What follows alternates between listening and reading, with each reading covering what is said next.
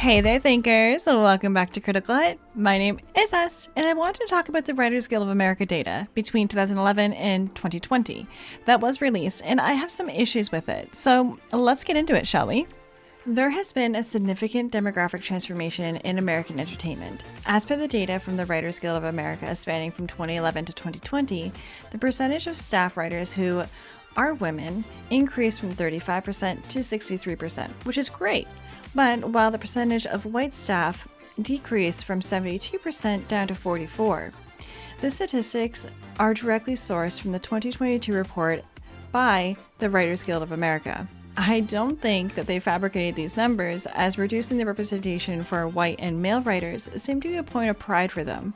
This indicates a deliberate effort to marginalize white men in Hollywood and exclude straight men from the writer's room. However, I believe this has negatively impacted the quality of our content.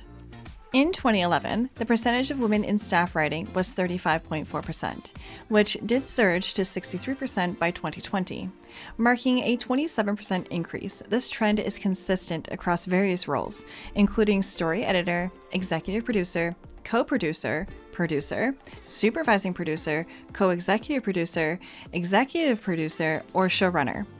Where there are notable percentages increases, similar to patterns that are observed in the BIPOC individuals, Black, Indigenous, people of color. Looking at the stats highlighted in red, they indicate a decline in numbers for men, while for white individuals there's a constant negative trend across all categories except for the supervising producer, where there's only 1.2% difference between men and women. It's evident that men have assumed a more supervising producer role, leading to decrease in women's representation in that category. However, women have also seen gains in other roles. For instance, in terms of staff writers, men constituted 64% previously and now only make up 36%. Similarly, for the story editors, the percentage for men decreased from 61% down to 39%, representing a drop of 28% and 22% respectively. Regarding Black, Indigenous, people of color, and white representation, we once again observe double-digit declines in every category. The question arises, why is this happening? These shifts occur over approximately 9 years, a relatively short period, yet the significance can't be overstated. While we lack the current statistics, it's reasonable to assume that if we were to extend this analysis to 2024, the decline in representation among white men would be much more pronounced. We did observe a trend exemplified by Madam Web. The audience turnout comprised of men, particularly dads and preteen boys. This demographic emerged as the primary supporters of such projects. Notably, discussions have arisen around Sony's initiative to revamp the writer's room to cater to a male-skewing audience, aligning with the historically male-dominated viewership of comic book movies. While exceptions like Aquaman, which attracted a female audience due to Jason Momoa's shirtless scenes, do exist, it's evident that superhero and action films tend to appeal to a more male audience. Consequently, the emphasis on the demographic might explain the composition of the writer's room, which we should hope includes individuals passionate about such content. The dominance of older MGM shows in the streaming popularity. Many of these top streamed shows, which include Suits, NCIS, Big Bang Theory, Gilmore Girls, Friends, and Supernatural, all originated in the 2000s. This prompts reflection on the enduring appeal of nostalgia content in the streaming platforms. So what's striking to me that this was just 2 decades ago. Network TV was able to produce a multitude of shows, a format I often applaud for its accessibility and convenience.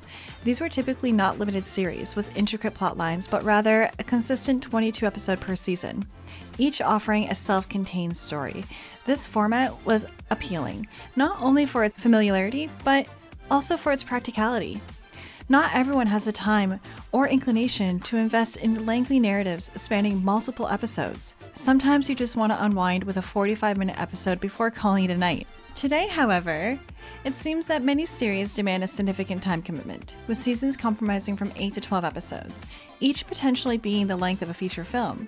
This approach places a considerable burden on viewers, especially when the quality of the content doesn't justify the investment. Ultimately, the future of television writing hinges on navigating these complexities, while striving for authentic representation, compelling storytelling, and meaningful engagement with diverse audiences. As the industry continues to evolve, it's important to foster inclusive environments, amplifying marginalized voices and maintaining artistic integrity. Well, I think I've bored you enough on this topic. Let me know what you think down in the comments below. If you do disagree, please duke it out respectfully. If you made it this far, hit that subscribe button, tap that like button, and ring the notification bell to be notified for our next video. Well, as always, this is Est signing off, and I will see you in the next one. Toodles!